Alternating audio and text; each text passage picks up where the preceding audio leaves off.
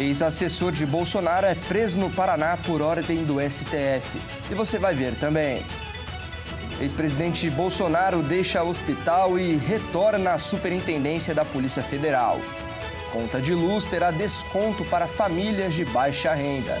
E ainda, mais de 1.000 veículos foram incendiados na noite de Ano Novo na França. Tudo isso você confere agora no Redação Hit. Olá, bom dia, sejam todos muito bem-vindos. Vamos juntos conferir os principais destaques dessa edição do Redação Hit. O ex-assessor de Jair Bolsonaro, Felipe Martins, foi preso pela manhã após utilizar uma rede social, descumprindo assim as medidas cautelares de sua prisão domiciliar. O ministro Alexandre de Moraes pediu informações à defesa de Martins, que reconheceu o uso e confirmou o descumprimento. Vamos ver. O ex-assessor de Bolsonaro, Felipe Martins, foi preso nesta manhã em sua residência em Ponta Grossa, no Paraná. O ministro do Supremo Tribunal Federal, Alexandre de Moraes, determinou a prisão após descumprimento das medidas cautelares de sua prisão domiciliar. Agora, Felipe está na sede da Polícia Federal e aguarda para transferência para uma penitenciária. Felipe foi condenado no dia 16 de dezembro a 21 anos de prisão por tentativa de golpe de Estado e estava em prisão domiciliar desde o dia 27 de dezembro. Ele estava proibido de usar as redes sociais, mas no início da semana, o ministro do STF, Alexandre de Moraes, pediu à defesa de Martins para que se manifestassem sobre o assunto do descumprimento. Moraes alegou à defesa que no dia 29 de dezembro foi incluído nos autos notícia um documento oficial que relata uma infração que o ex-assessor condenado teria utilizado o LinkedIn, uma rede social profissional, para buscar perfis de outras pessoas. Em sua decisão, Moraes disse que não há dúvidas de que houve o descumprimento da medida cautelar imposta. Os próprios advogados de Felipe reconheceram a utilização da rede social e não houve nenhuma alegação defensiva. Moraes afirmou que o acusado mostrou total desrespeito pelas normas impostas pelas instituições democráticas e que, ao fazer o uso das redes sociais, ofendeu as medidas cautelares aplicadas.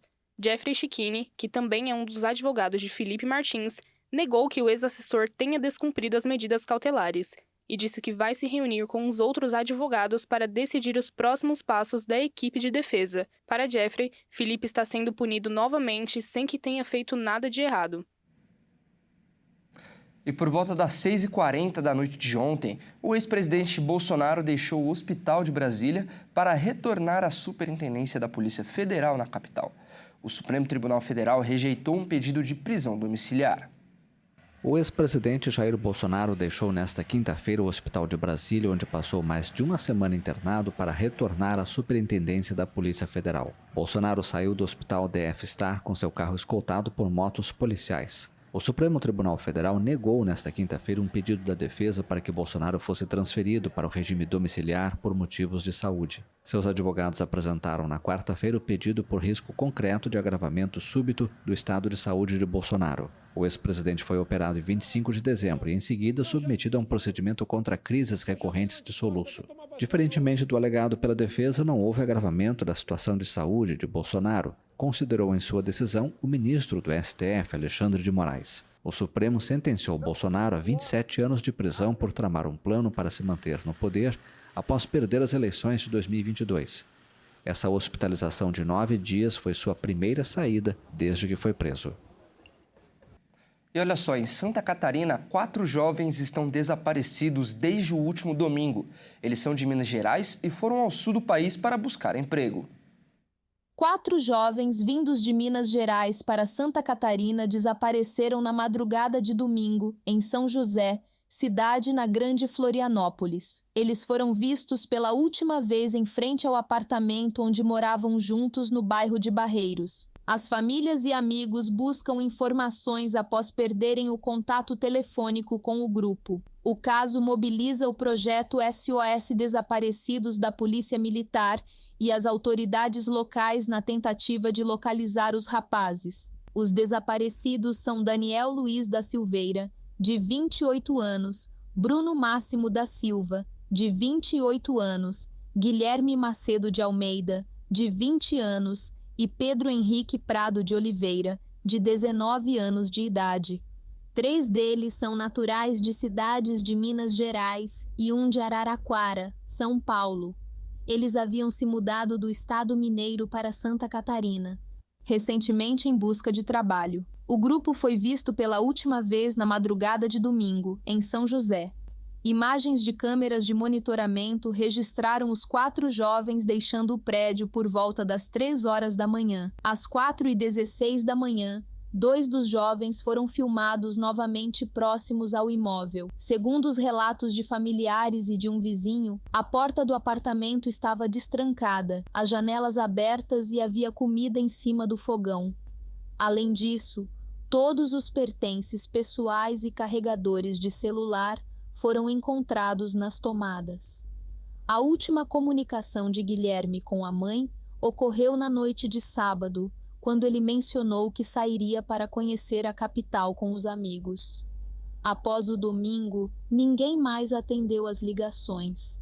O alerta definitivo veio quando um vizinho notou a residência aberta e sem a presença dos jovens por 2 dias.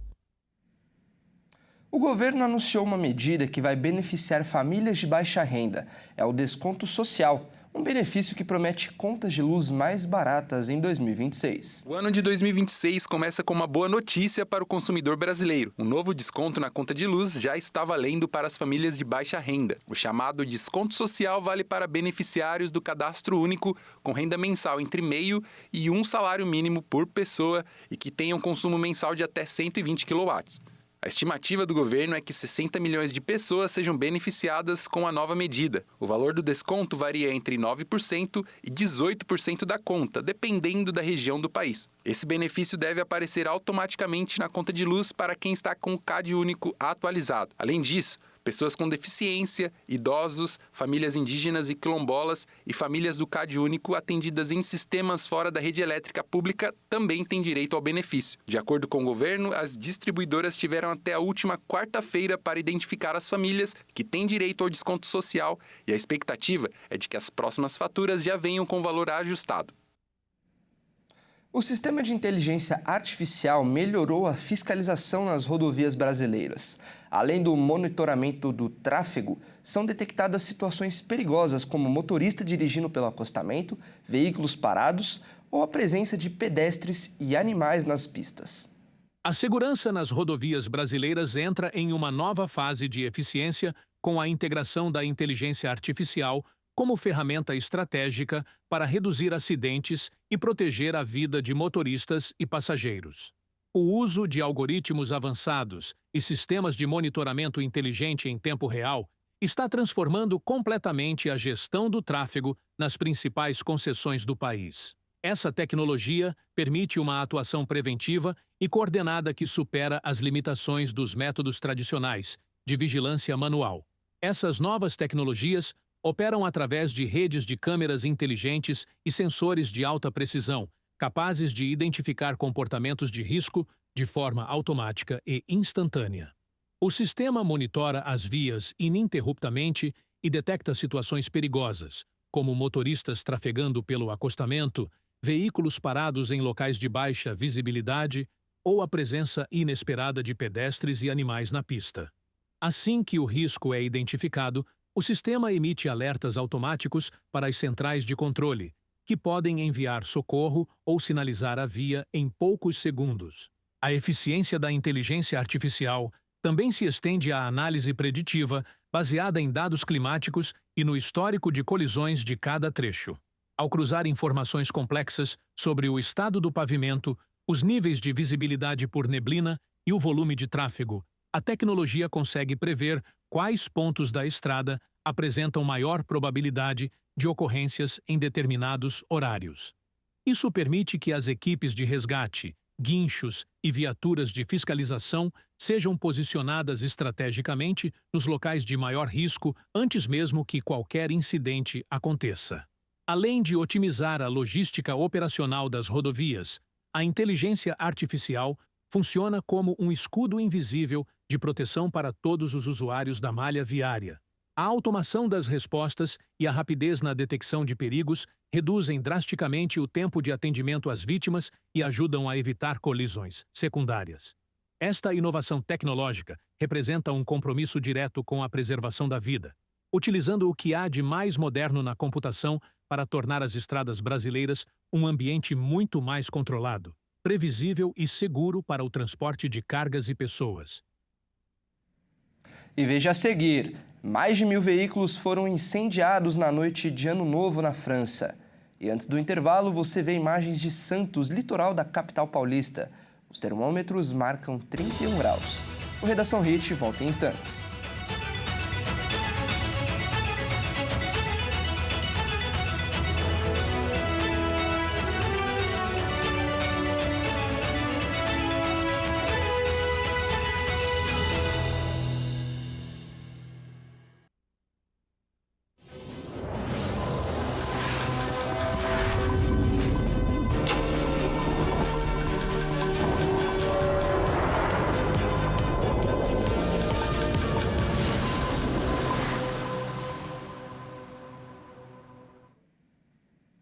A seca está preocupando as pessoas. A condição já afetou 68% em todo o território brasileiro, afetando 19 estados.